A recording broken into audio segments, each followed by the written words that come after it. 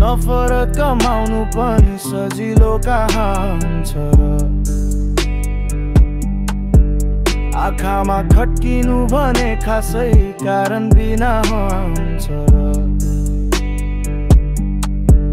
कसैको मन चसाउने हो भने दम पनि चाहिन्छ चाहिँदो गुण नहुनेलाई कसैले तिरस्कार गर्छ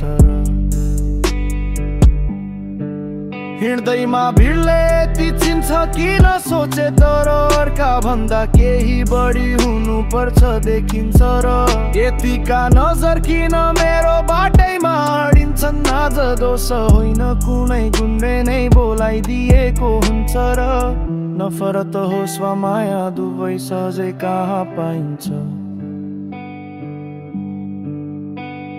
मान्छे भित्र केही विशेष नभई कतै हुन्छ र कतै हुन्छ